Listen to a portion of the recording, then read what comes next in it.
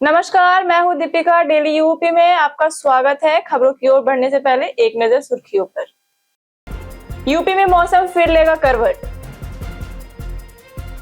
सस्ती बिजली के लिए कानून में बदलाव। नियम उल्लंघन पर अब होगी सख्त कार्रवाई।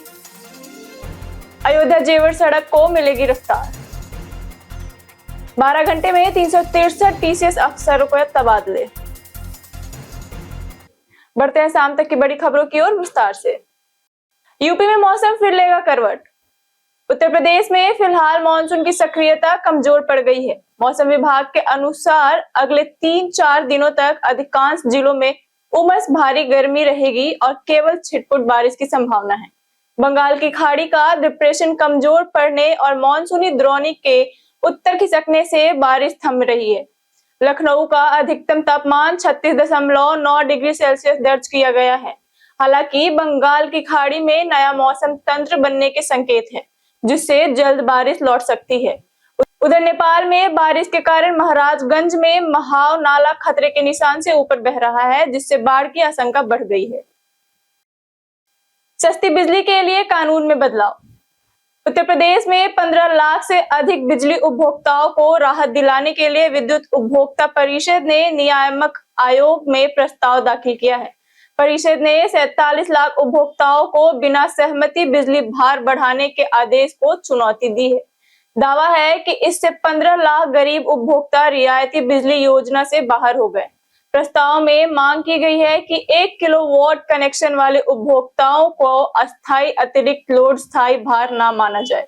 साथ ही घटती बिजली खपत के बावजूद लाखों उपभोक्ताओं का लोड बढ़ाने के फैसले की स्वतंत्र जांच कराने की मांग भी की गई है। वंदे भारत में बढ़ेगी 400 नई सीटें। गोरखपुर लखनऊ प्रयागराज वंदे भारत एक्सप्रेस में जल्द 6 अतिरिक्त कोच जोड़े जाएंगे।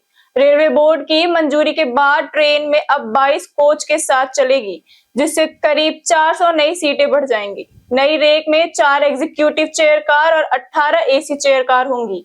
यह ट्रेन गोरखपुर से प्रयागराज तक 7 घंटे 30 मिनट में सफर पूरा करती है। एसी चेयर कार का किराया 1360 रुपए और एग्जीक्यूटिव चेयर कार का किराया 2570 भोजन सहित है।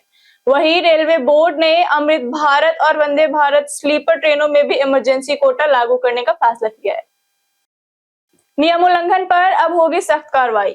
उत्तर प्रदेश में स्वच्छ भारत मिशन 2.0 के प्रभावी क्रियान्वयन के लिए सभी जिलों में स्पेशल सेल बनाया जाएगा। मुख्य सचिव एसपी गोयल ने सभी डीएम को निगरानी और नियम तोड़ने वाले बड़े कचरा उत्पादकों पर जल व बिजली आपूर्ति बंद करने जैसी कार्रवाई के निर्देश दिए हैं। सभी 13,924 वार्डों में 100% डोर टू डोर कचरा संग्रहण सुनिश्चित करने, धार्मिक व पर्यटन स्थलों पर दिन में 2 बार सफाई, 1533 हेल्पलाइन के प्रचार, जीपीएस सीसीटीवी निगरानी, अपशिष्ट प्रबंधन और लंबित परियोजनाओं को प्राथमिकता के साथ पूरा करने के निर्देश भी दिए गए हैं। अयोध्या जेवर सड़क को मिलेगी रफ्तार। केंद्रीय मंत्री नितिन गडकरी और मुख्यमंत्री योगी आदित्यनाथ ने उत्तर प्रदेश की राष्ट्रीय राजमार्ग परियोजनाओं की समीक्षा की। गडकरी ने कहा कि अयोध्या जेवर और सोनाली प्रयागराज सड़क संपर्क को तेज किया जाएगा। बैठक में 742 किलोमीटर लंबी शामली गोरखपुर एक्सप्रेसवे समेत कई परियोजनाओं की प्रगति पर चर्चा हुई। वर्ष 2014 के बाद प्रदेश में 10,204 किलोमीटर राष्ट्रीय राजमार्ग स्वीकृत और 9,329 किलोमीटर का निर्माण पूरा हो चुका है। प्रदेश में सड़क परियोजनाओं पर 1.94 लाख करोड़ रुपए का निवेश हुआ है। मथुरा बरेली सितारगंज आगरा अलीगढ़ और जेवर एयरपोर्ट संपर्क परियोजनाओं को भी गति दी जाएगी। संतोष दुबे ने खोला चंपत राय का राज। अयोध्या राम मंदिर दान और कथित धांधली मामले में धर्मसेना प्रमुख संतोष दुबे ने एसआईटी को 75 से अधिक पन्नों के दस्तावेज सौंपे। उन्होंने चंपत राय पर जमीन खरीद, मूर्तियां गायब करने, महंगे दामों का पत्थर खरीदने और ट्रस्ट के धन के दुरुपयोग के आरोप लगाए हैं। आरोप है कि रुपए 3 करोड़ मूल्य की सरकारी जमीन 23 करोड़ रुपए और 9 करोड़ मूल्य की जमीन 55 करोड़ में खरीदी गई। साथ ही रामनिवास मंदिर पर कथित अवैध कब्जे का भी आरोप लगाया गया। दुबे ने सोशल मीडिया बयानों की जांच और कार्रवाई न होने पर कोर्ट के जरिए एफआईआर दर्ज करने की बात कही है। 12 घंटे में 363 टीसीएस अफसरों के तबादले।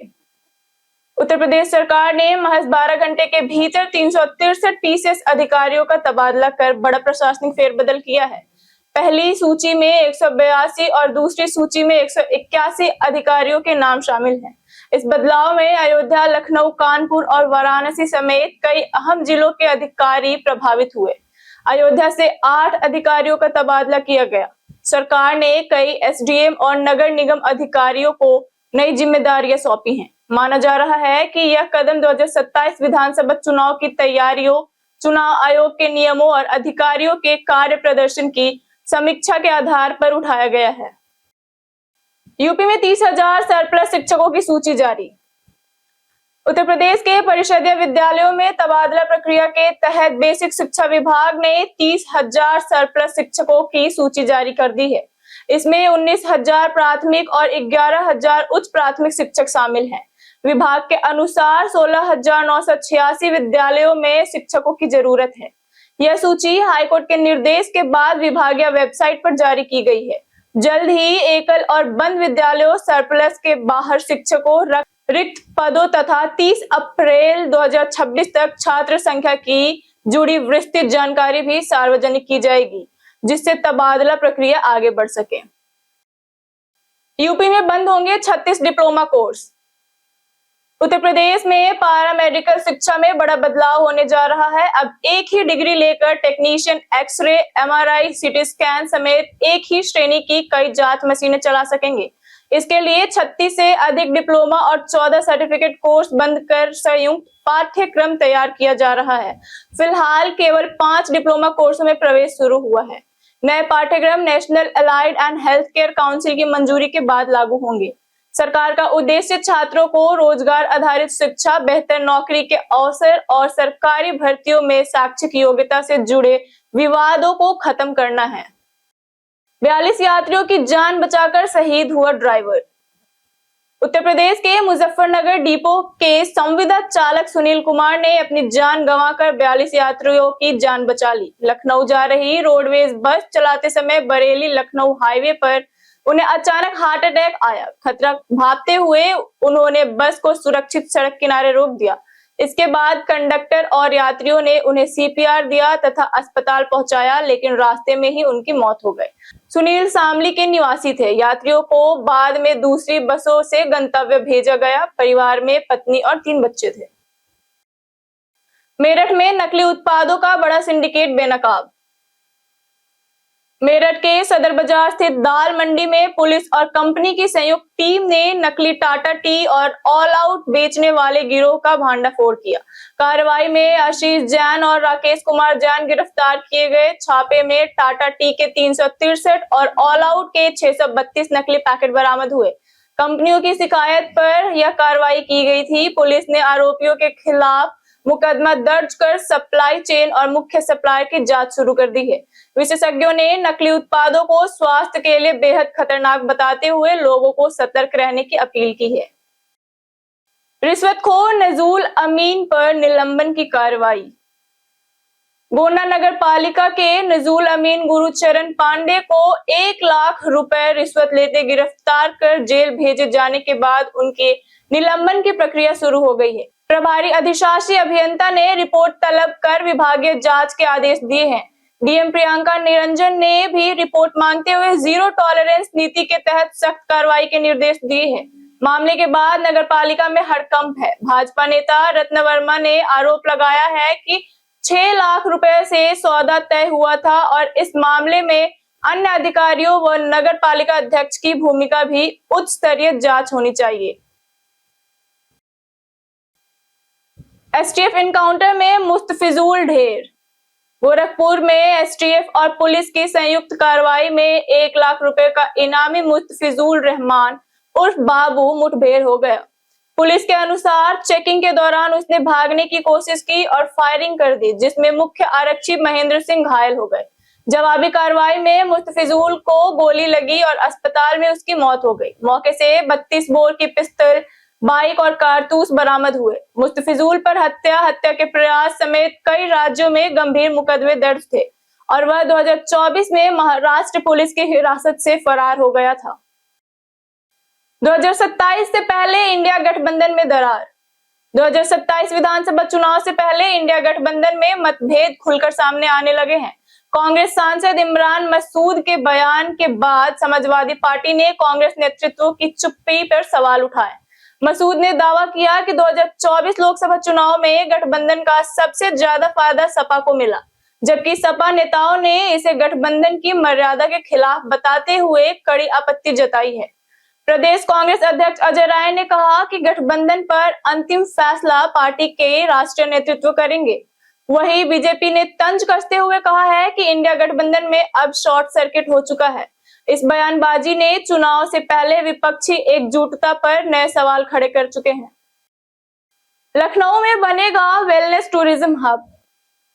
लखनऊ में गोमती नदी के 7.5 किलोमीटर तटीय क्षेत्रों को स्पोर्ट्स कॉरिडोर, वाटर फ्रंट और सिटी फॉरेस्ट के रूप में विकसित किया जाएगा।